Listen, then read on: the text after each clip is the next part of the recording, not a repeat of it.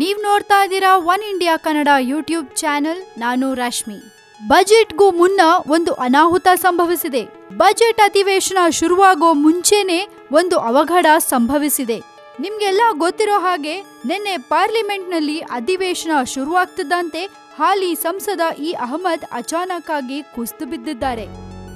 ತಕ್ಷಣ ಅವರನ್ನ ಆಸ್ಪತ್ರೆಗೆ ಸೇರಿಸಲಾಯಿತು.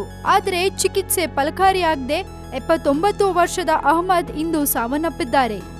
ಇವರ ನಿಧನದ ಹಿನ್ನೆಲೆಯಲ್ಲಿ ಬಜೆಟ್ ಮುಂದೂಡಲಾಗುತ್ತಾ ಅನ್ನೋ ಗೊಂದಲ ಎಲ್ಲರಲ್ಲೂ ಹುಟ್ಕೊಂಡಿತ್ತು.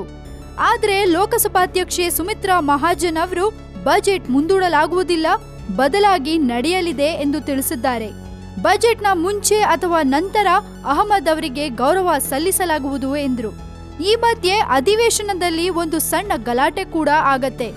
ಭಾರತೀಯ ರಾಷ್ಟ್ರೀಯ ಕಾಂಗ್ರೆಸ್ ಪಕ್ಷದ ನಾಯಕ ಮಾಜಿ ರೈಲ್ವೆ ಸಚಿವ ಮಲ್ಲಿಕಾರ್ಜುನ್ ಖರ್ಗೆ ಅವರು ಲೋಕಸಭಾಧ್ಯಕ್ಷೆ ಸುಮಿತ್ರಾ ಮಹಾಜನ್ ಅವರಿಗೆ ಕಲಾಪ ಮುಂದೂಡಲು ಒತ್ತಾಯ ಹೇರಿದ್ದಾರೆ.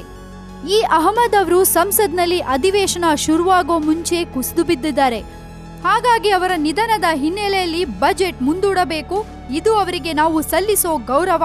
ಅವರನ್ನ ಇಲ್ಲಿಂದ ಆಸ್ಪತ್ರೆಗೆ ಸೇರಿಸಿದ ನಂತರ ನಿಧನರಾಗಿದ್ದಾರೆ ಎಂದು ಹೇಳಿದ್ದಾರೆ.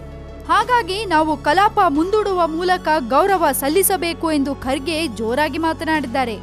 ಆದರೆ ಸುಮಿತ್ರಾ ಮಹಾಜನ್ ಅವರು ಅಹಮದ್ ಅವರ ಮೇಲೆ ನಮಗೂ ಗೌರವವಿದೆ, ಅವರಿಗೆ ಶ್ರದ್ಧಾಂಜಲಿ ಸಲ್ಲಿಸಲಾಗುವುದು, ಆದರೆ ಕಲಾಪ ಮುಂದೂಡಲಾಗುವುದಿಲ್ಲ ಎಂದು ಸ್ಪಷ್ಟಪಡಿಸಿದ್ದಾರೆ. ನಿಮ್ಗೇನು ಅನ್ಸುತ್ತೆ?